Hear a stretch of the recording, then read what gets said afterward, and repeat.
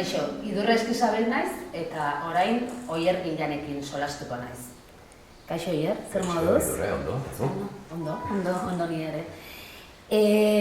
Uxuek utzitako enkargu batekin hasiko gara. Galdera bat utzi dit, Uxu Alberdik zuretzako, eta gutxi gora bera honela esan du.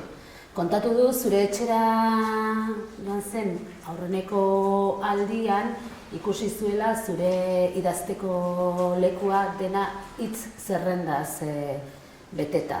Eta ohartu zela, zirela euskaraz ezagutze ez zenituen hitzak eta zeure egin nahi zenituenak, ez? Eta nolabaiteko lilura, ez? Sortu ziola estena horrek. Horrekin jabetu zela era berean, beretzako ez bezala, euskaraz idaztea zuretzako hautu bat izan zela, eta gainera hautatu zenuela gehien menderatzen ez zenuen hizkuntza horretan idaztea, ezta? Beraz, horren zergatiaz galdetu nahi zizun, eta baita ere hor nola uztartzen diren hizkuntza ikasteko prozesua eta idazketa bera, ez? Zenbateraino euskaraz idaztea izan den hizkuntzan trebatzeko bide bat, eta zenbateraino alderantzizko norantzkoa, ezta? Bueno, haze galdera. Zenbat gauza dituen barruan. Alde batetik postu egin naiz, galdera entzun da, oroitzapen asko ekarri dizkidalako, Uxuen partetik. Eta, bai, ez dakit, ohitura horrekin jarraitzen dut egia esan, jarraitzen dut hitzak ikasten. Hasiera batean esango nuke gehien bat hartzen dituela liburuetatik, irakurtzen dituen liburuetatik beti nenbilen azpimarratzen eta gero hiztegian bilatzen eta saiatzen barneratzen. Azken aldian gehiago euskaldun zaharrak diren pertsona jakin batzuei entzun izan dizkieda hitzak izan dira apuntatu ditudanak. Batez ere sentitzen dualako oraindik ere erregistro falta bat, ez? Edo sentsazioa da, beraz ni ikastolakoa naiz, esan daiteke txiki-txikitatik jakin duala. Euskaldun zahar erabatekoa zarela ia, ez? Euskaldun zahar berria, nolabait esateko, ez? Edo euskaldun berri zaharra, hobeto esan da. Eta, biak dira politak. Eta bai, sentsazioa eduki dut zenbaitetan, niretzat euskara izan dela luzez, kreaziorako edo ikasteko hizkuntza ez hainbeste bizitzarako, ez? Eta momentu batean bai, bizitzarako izatea erabaki nuen, esango nuke erabaki nahiko kolektiboa izan zela momentu batean politikan kontzienteki hainbat satxatan hasi ginen garai batean, 8 urteren bueltan eta gogoratzen ez, lagun talde askotan erabaki genuela euskaraz bizitzen hastea, gure artean ez zelako hori gertatzen, ez? Ohikoena zen euskara izatela hizkuntza akademikoa eta kalekoa. Eta momentu batetik aurrera ere idazten hasi nintzenean modu jarri batean sentitzen nuen euskara ez zegoela nire inkontzientean. Eta oso razionak mintzo nintzela euskaraz eta falta nuela beste leku batetik ere euskaraz egin izatea eta sentzu horretan gabezi asko sentitzen dituen. Orduan, ekin nion bilatzeari beste leku batzuetatik, ez? Oraindik ere kosta egiten zait. Sentsazioa daukat ez naizela iristen leku horreraino. Oraindik ere egiten ditudan ahalegin hauek jartzute arrazionalak izaten, ez? Ikasten jarraitzen dut. Eta tripa ez zaizula iritsi oraindik. Ez, eta kuriosoa da, etengabe nabil euskaraz bizitzen, euskararen inguruan lan egiten, euskaraz lan egiten eta espresatzen, baina beti dago momentu bat zeinean klak egiten dira buruak, ez? Eta ahalegin handia egin behar dut horren gainetik egoteko adibidez, sortze prozesu batean gaudenean eta oso nekatuak dira eta eztabaidan hasten garenean, konturatzen naiz, saltu egiten duela oraindik ere erdarara, ez? Eta hor, klak bat kosta egiten zaidana iristea, baina, era berean, zirraragarria iruditzen zait ikasten jarraitza eta horrek berak azkenean nolabait eragiten du idazten duan horretan. Forma bat ematen dio espresatu nahi duan horri ere ez. Azken hitza, zerrenda horretara gehitu duzuna, gogoan duzu edo... Hortxinga. Hortxinga eta zer da? Entzun duen hori hartzunen, pixkat gaztelera resol izango litzatekena. Ez duen ezagutzen. Hortxingador. Eta hitz bat asko gustatzen zaidana. Hortxingarekin ere protekzioa eman, ez? Bai. Gaur egun protekzioa gauza guztiekin eman behar. Bai, zentzu guztietan gainera. Hizkuntza kontuekin jarraituz. Zuen azken antzezlanetako batean, Miskara Oken esango nuke oso presente dagoela. Bai, hizkuntza auzia edo gatazka, zergatik ez, eta baita ere sexu-genero sistemarena, ez? Eta gainera biak lotzen direla nolabait identitateen eraikuntzarako, deseraikuntzarako eta gainera posibilitate berriak sortzeko. Hizkuntza mundua arakatzeko hizkuntza bat hautatzeak edo bestea hautatzeak emaitza diferenteak ematen ditu, leku desberdinetara eramaten gaitu? Bai, esango nuke baietz.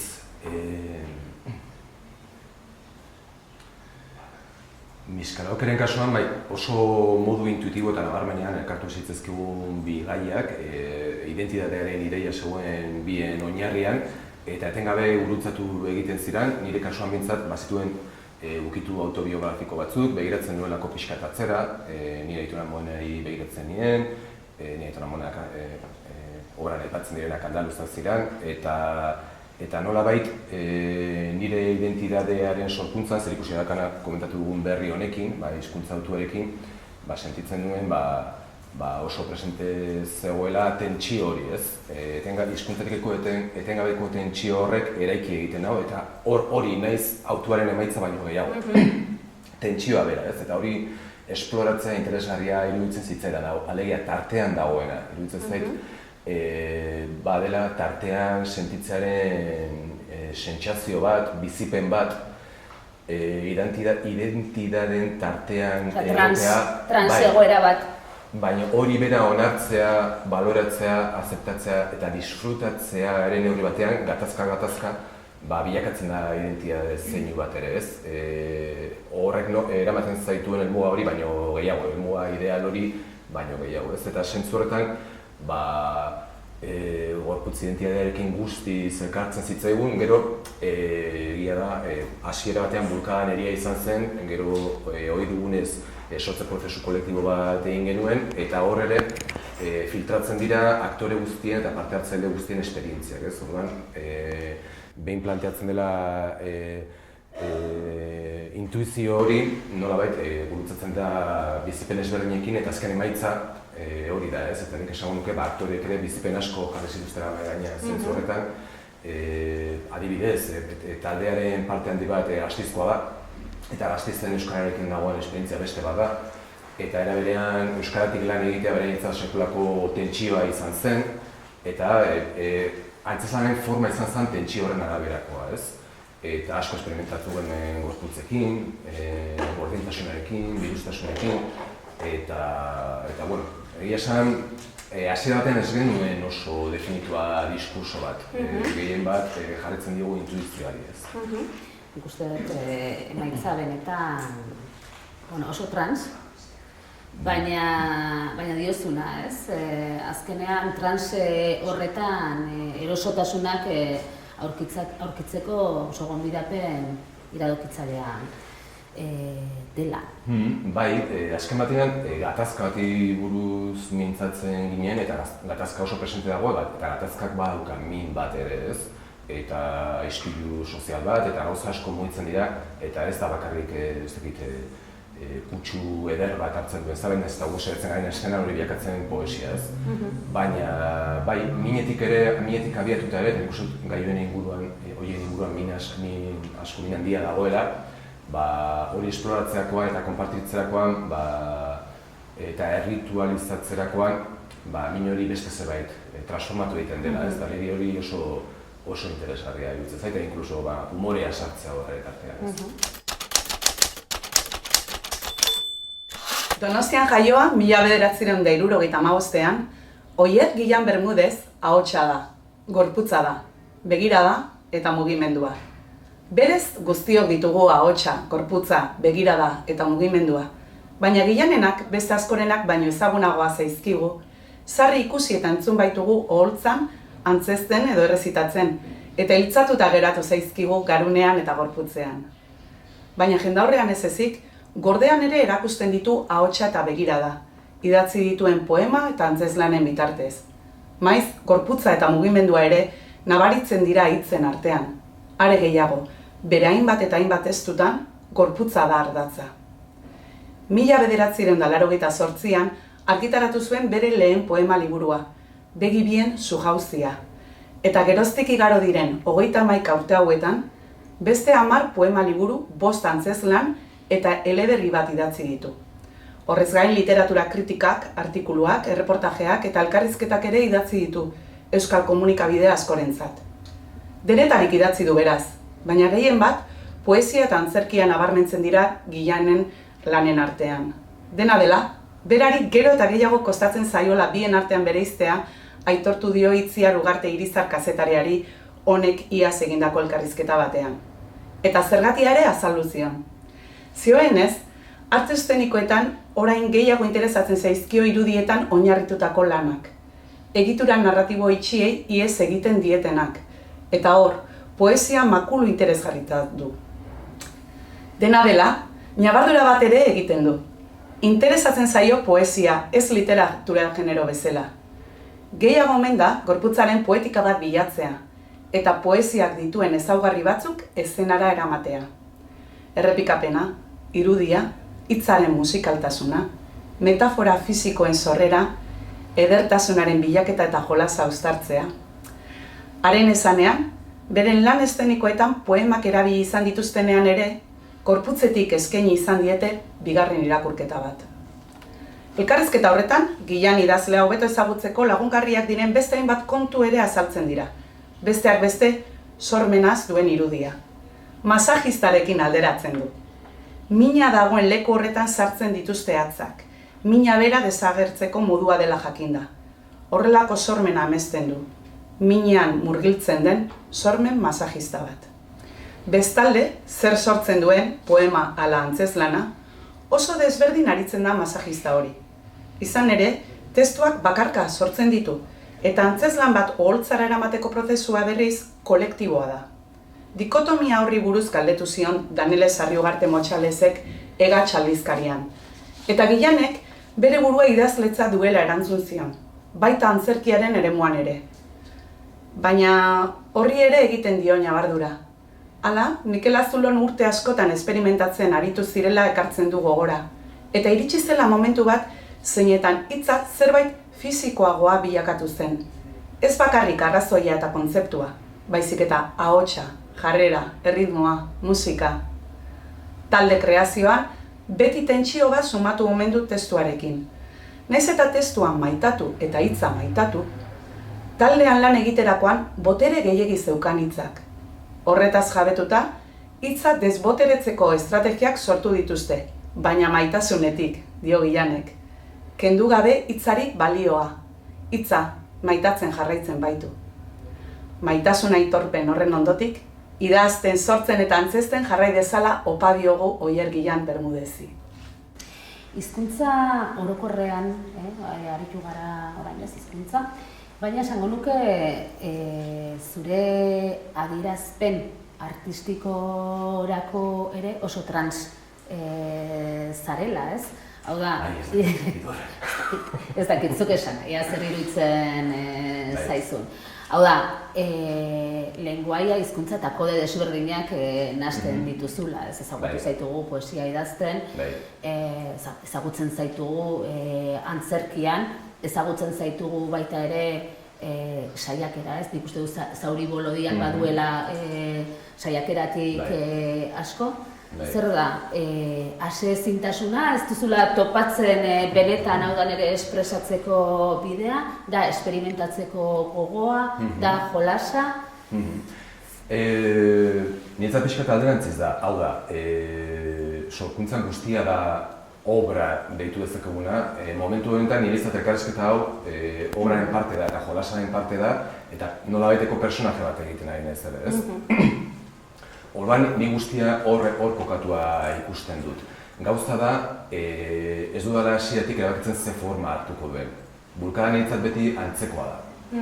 Eta abiatzen naiz, jakin gabe bukatuko duen izaten poesia liburu bat, antzezlan bat, edo artikulu bat.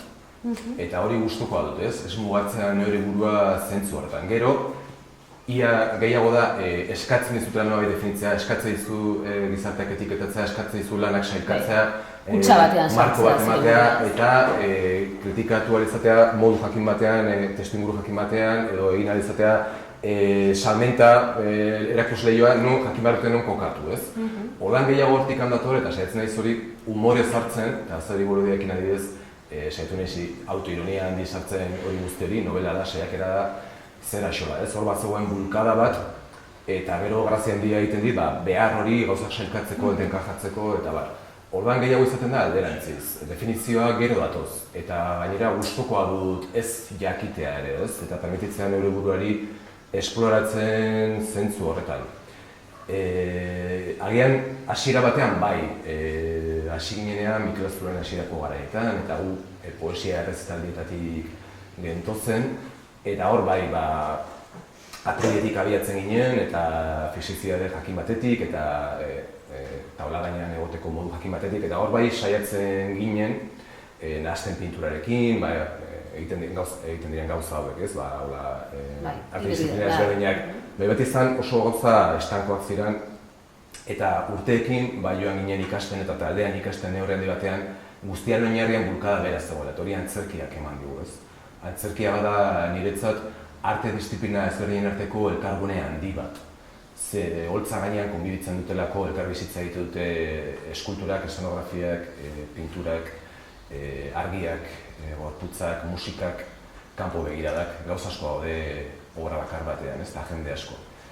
Eta horrek guztiak batzen dituena da bulkada bera hori eta antzeko behar bat dago niretzat askotan guztien oinarria. Eta hori topatu genuenean, buelta eman genion eta ekin genion proiektu berrietan puntu komun batetik abiatzeari. Eta horregatik abandonatu genuen testutik abiatzearen ideia, eta abiatzen gara leku beretik, eta forma ezberdinak dituen forma bakar bat edoten gara osatzen, ez? Ados. Hau da, bulkada bakarretik, adar mordoa berriro bulkada hori biltzeko. Bai. Nola bait, ez? Bai, pena dut ez jakitea, ez kontrolatzea adierazpide gehiago. Gustatuko litzateke bulkada horren baitan jakitea argazkiak ateratzen edo jakitea pintatzen, eta guztirako astirik ez dut. Agian sortuko da, ez? Abagunea horretarako ere. Hala ere gogoan dut eta honekin lotuko dut, oso aspaldi ez dela nola esan zenidan esate baterako literaturan nekez topatzen zenuela, antzerkian topatzen zenuen hori, ez? Osotasun horrekin dauka zer ikusia, osotasun nahi horrekin edo eskaintzarekin. Hau da, gaur egun literaturatik jasotzen duzunak edo antzerkitik jasotzen duzun horretan sentitzen duzun aldetik. Niretzat hor bi gauza daude, batetik da idaztearen esperientzia eta zuk daukazun harreman intimoa hitzarekin, eta beste bat da literaturaren esperientzia soziala. Eta esperientzia intimo horretan jarraitzen du disfrutatzen ikaragarri, gehien disfrutatzen duena egiten da idazten. Eta etxean egoten, eta edo terraz batean, edo dena delakoa, eta sartzen hor, eta nabigatzen, ez? Hori ez dut behin ere galdu. Gero, bai idazketa egiten duanean taldean edo antzerkian sentitzen dut hitzek beste dimentsio bat hartzen dutela, gorputz bat hartzen dute, eta niretzat hitza da ez da bat edo beste baizik, eta normalean intimitatea egiten duan horrek hartzen du bide zabalago bat, garapen bat, eta niretzat da jarraipen bat bezala, ez? Eta hori niretzat oso esperientzia interesgarria da. Eta gero, agian, ez dakit, ze testuinguruan esan dizun esandakoa, baina orain entzun dizuanean gehiago lotzen dut agian esperientzia sozialarekin, ez? Jende asko ezagutzen dut literaturaren munduan, badute konpliziade asko, maite duan jende asko, baina oroak, esperientzia kolektiboa eta soziala literaturan, igual hori pixka relajatu naiz, baina garai batean pixka tensioan bizitzan nuen, tensio negatiboago batean, sentitzen nuelako oso individualizatua, idazle nukleoak zirela gehiago individuo, momentu jakin batean elkarrekin zeuden individuo sorta batzuen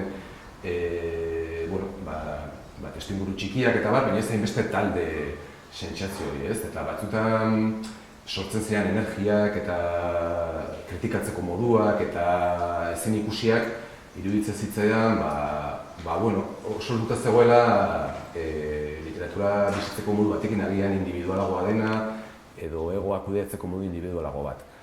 Antzerkiak ematen zidan beste alde bat, hitzetik abiatzeko, baina sozialki beste esperientzia bat kudeatzeko modu bat. Eta zentzu horretan, bai, sentitu nintzen erosoago antzerkian, ez?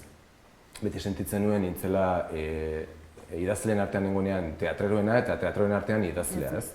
Horret artean, hori ere interesgarria iruditzen zait. Bai, tartean, nik uste dut, tartean egotean ideia hori oso interesgarria da, maila guztietan. Hala ere, orain aipatu duzuna, lotu daiteke autoretzaren auziarekin, ez? Eta, elkarrizketa honetan lehentxeago aipatu duzu, ez? Sortze kolektiboaren doaia eta onura, eta lehenago ere entzun zaitugu, ez? Autoretzaren inguruan, zalantza asko planteatzen, ez? Agian horretatik ere bai, ez? Badirudi idazketak berez baduela autoretza bat, antzerkiak liberatzen zaitu horretatik ere, edo errazago da partekatze hori, esperientzia hori. Bai, ez dakit den liberazio sentsazio bat edo beste esperientzia mota bat, ez?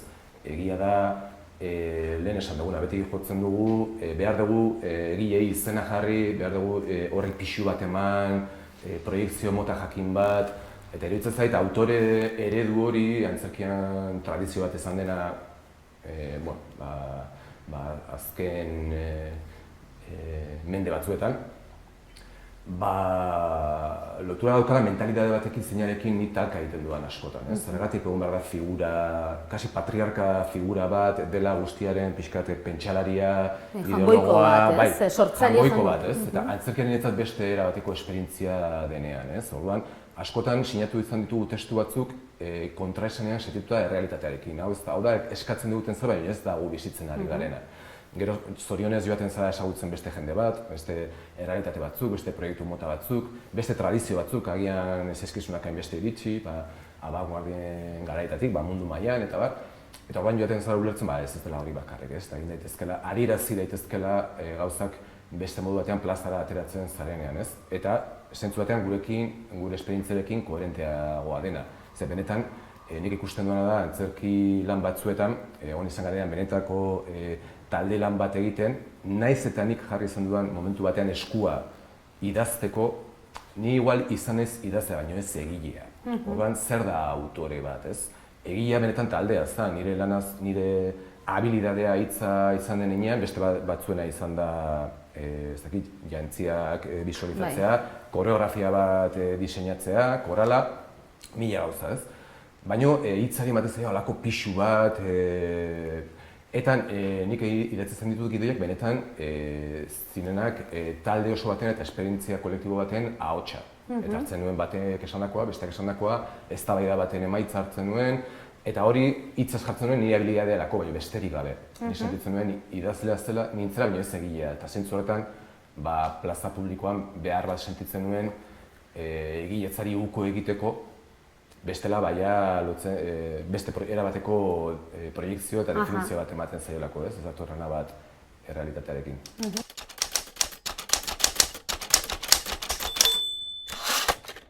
Oiergilean ezagutzen dut. Kontua ez da zenbateraino ezagutzen dudan, kontua da bere obra ezagutzen dudala batez ere. Eta bere obra iritsite zaitela, helduite zaitela eta nahiko barruraino gainera.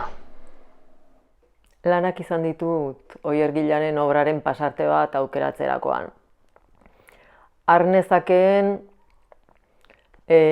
bere poesia liburuetako baten, poesia bat edo bi, adibidez, elkartasun basatiatik hartuko nuke besteak izeneko poesia, edo samurtasun politiko bat izenekoa. Baina, azkenean erabaki dut Zauri Bolodiako pasarte bat irakurtzea. Zauri Bolodian badaude hausnarketa pila bat gaur egungo gizartearen inguruan. Aktore den bat da Zauri Bolodiako protagonista. Esan dezagun Oier Gilanen alter egoa. Eta hausnarketa oso mamitsuak eta zuzenak daudelakoan nago.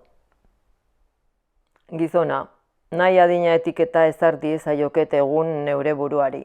Ezkertiarra, kultura aktivista, sasi idealista, handi nahi simpatikoa, txiriflontzi, berdin dio.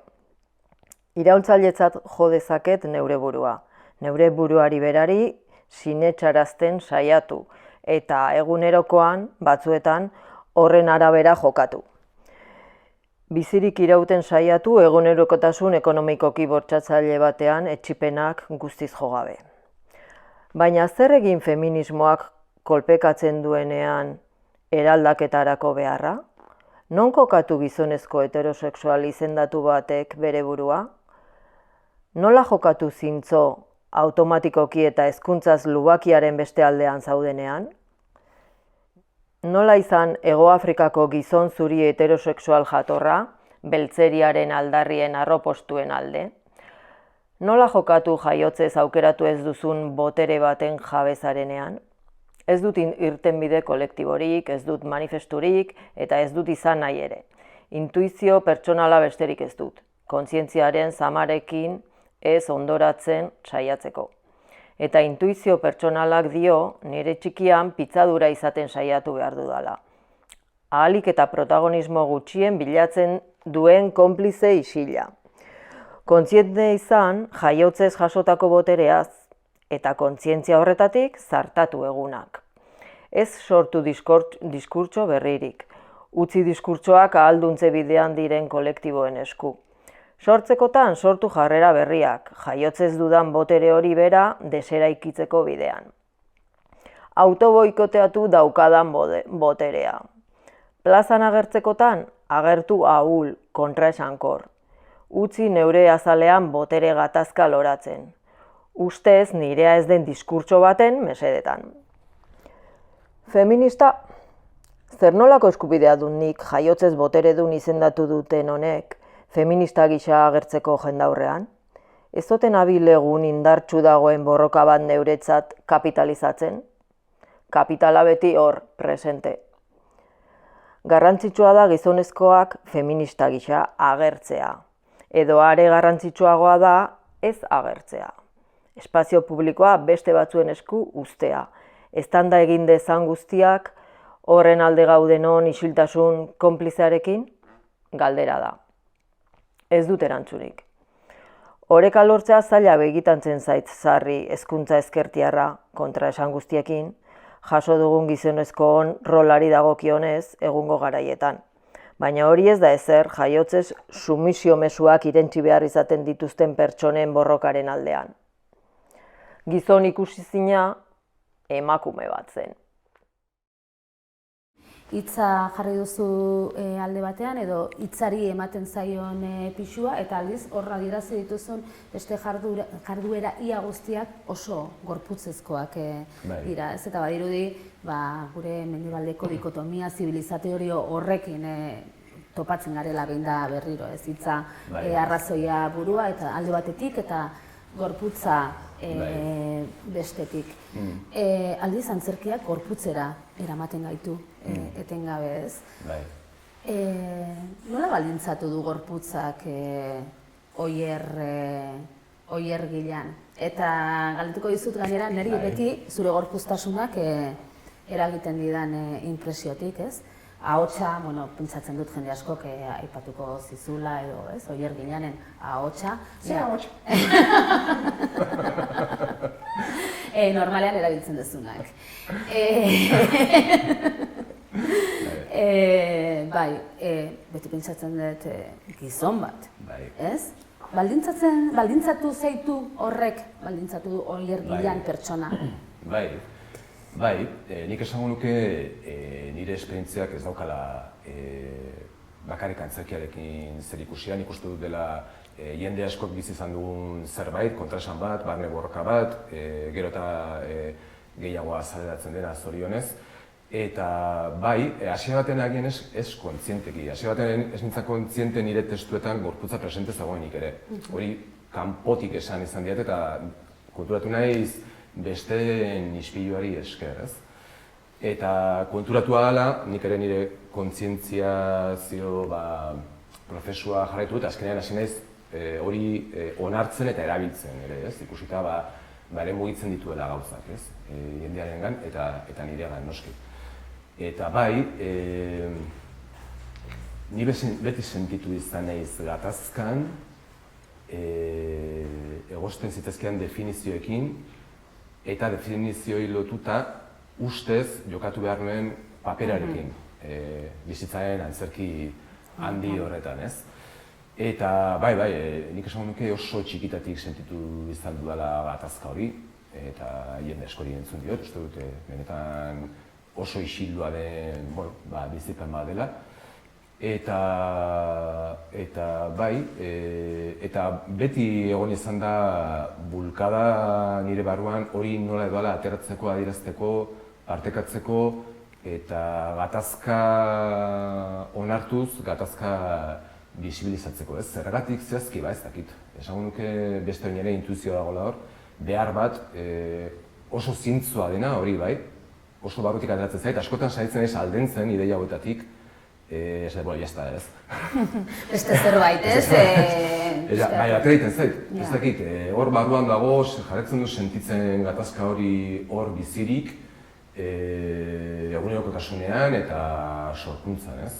Eta, ez dakit, kosta egiten zait gero egituratzea diskurtsoak gauza hauen inguruan, ez oso esan bezala oso gauza intuitiboa delako, ez? Baina, bai, esango nuke, gatazka hori betidanik egon dela hor, eta oraingoz egongo da, puska batean. Osa, arraroa izaten segitzen duzu? Bai, nahiz eta zeure buruari onartu gauza batzuk, landu ideia batzuk, sentipen batzuk, biluztasun batzuk, zaugarritasun batzuk eta indargune batzuk, nahiz eta lanketa hori egin, egunero topatuko duzu errealitate horrekin eta kontraesan horrekin eta gatazka horrekin eguneroko bizitzan, ez? Orduan, beti dago hor, eta gainera zertan ukatu. Igual ondo dago, hor dagoen inen asaleratzea, ez? Eta gatazka bat ezin da moda bat izan. Eta gatazka hor baldin badago, azaleratu ezagun, benetan masajeatzen dugun arte eta mina benetan mugitzen eta desagertzen hasten den arte, ez? Konplexurik gabe eta beldurik gabe, eta nik uste dut ona dela gauzak mugitzea, astintzea, hori batzuentzat provokazioa bada, beste batzuentzat oportunismoa, beste batzuentzat ez dakiz zer, berdin dio. Mugitzen da, mugitu da gile. Honekin lotuta, non hasten da Oier artista eta non bukatzen da Oier pertsona esatera gindoan, ez? Ze hasieran pentsatu dut herritarra esatea, baina pixkate hola, ez? Eta, ez dakit, etxean sudurreti mukiak ateratzen dituen Oier nun bukatzen da eta nun hasten da. Hori egiten duzu, ez? Eta nun hasten da, ez? Oier artista, kontinuum bat da, zan nahi dut, aipatu dituzulako, tentsioak, bulkadak, gero sortzerako akullu, ez? Hortik sortzen duzula, ez? Orduan, kontinuum bat da, badago etenik momenturen batean? Bai, noski. Noski baietz eta egon behar dago. Bestela ez zait iruditzen sanoa egia da, beti denik niretzat sorkuntza eta esango nuke gainera txikitatik izan dela bizitzaren parte oso garrantzitsu bat nahiko modu ekidin ezinean eta bizi duela bizitzaren momentu askotan edo horren baitan bizi ez dela, nire harreman asko horren ingurukoa dira, laguntasunak, kasi oporretan joaten ezen jendea da inguru horretakoa eta bada bizimodu bat, eta bizimodu bat den heinean eta balio batzuk islatzen dituen heinean sorkuntza bizitzeko modu hori, lanbidetik haratago doana, bai, oso presente dago, esango nuke, ni beti izan ez oso pertsona lotxatia, lotxarekin arazo handiak izan ditut beti, agian topikoa beteta horregatik bukatu dut antzerki egiten, zergatik ez, igual horrela da. Eta neurri batean jarratzen du behar pertsona bat izaten sorkuntza niretzat bestekin komunikatu ahal izateko. Oso sinplea da, baina horrela da.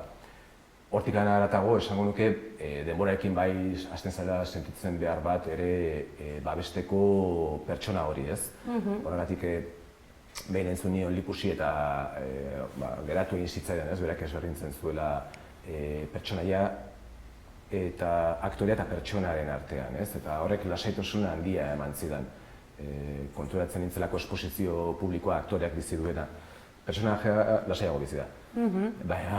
Baina aktoreak gatazka gehiago bizi ditu presentzia publikoarekin eta mila gauzekin, ez?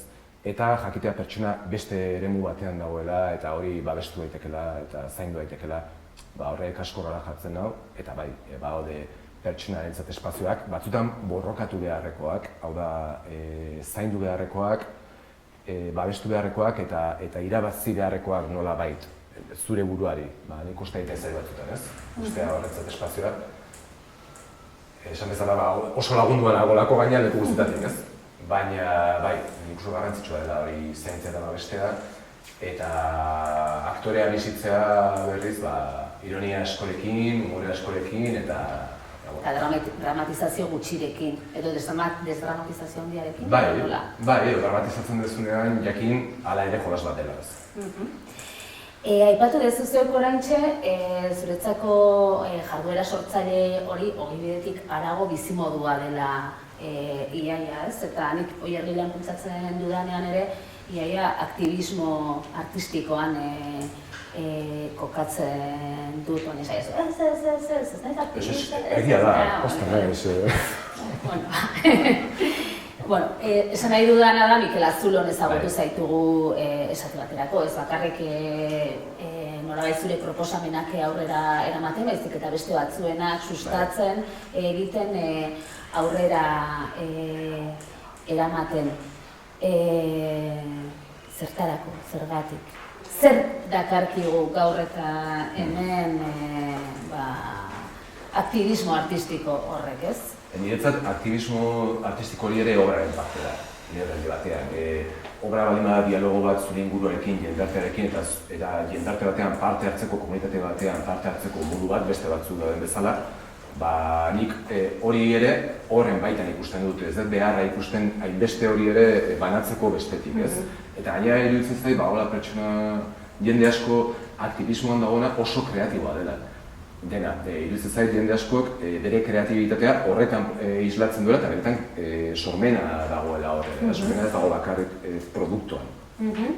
Horrainetzat ere hori sormena da, eta sormena da jakin nola plazatu gauza bat, nola agertu, nola transmititu ekintza bat. Eta, zentzu horretan ekintza ipatu dut, ez da kasualitatea izango, ni antzerki mota guztokona performantzea izatea, gehiago dagoela lotuta ekintzarekin, akzioarekin, ez. Eta... joan zait? Zer dakarkigun, ez? Nolabait, bai, eta esan nahi bezala... Arteak gaur egun eta hemen, ez da? Bai, batetik bada niretzat sorkuntzaren parte esan bezala, baina bestetik ere kuriositatea handia, eta oso gauza xunea ematen du, nik horrela sentitzen dut, hainbeste jende dago, hainbeste gauza egiten, eta hori da Mikel Azulon urte luzez ikasi nuen zerbait, ez? Impresionantea zen, zenbat jende zegoen lanean itzalean, etzena iristen titularretara, ez da agendetara ere askotan, ez? Eta zenbat mugimendu, zenbat gauza interesgarri, eta beti asko elikatu nez, gauza horiekin, ez ikustearekin, irakurtzearekin, besteen gauzekin, orduan. Beraz, batetik bada niretzat pasio bat, hartzaile bezala duan pasio bat, nik ikusi nahi ditudan gauzak ikusi ahal izateko antolatzea. Askotan ez dagoelako beste aukerarik, hori hortik etortzen adibidez, eszena arte eszenikoen jaialdia, ez? Horretan antolatzen duguna. Gure lehenengo bulkada izan zen zalearena. Oso zaila da antzerki mota batzuk ikustea Euskal Herrian, beraz, antolatu dezagun guk jaialdi bat, hori egin nahi izateko guk geuk nahi dugulako ikusi, ez? Eta niretzat hori oso gauza handia eta ederra da, ez? Disfrutatu ahal izatea jendeak egiten duen pasio olatu horretaz, ez? Aldarri ikusi nuen azkeneko eszenen, eta... Zer egunetan, igandean, 23an, San Juan bezkera. Eta gaina postalak jaso ditugu,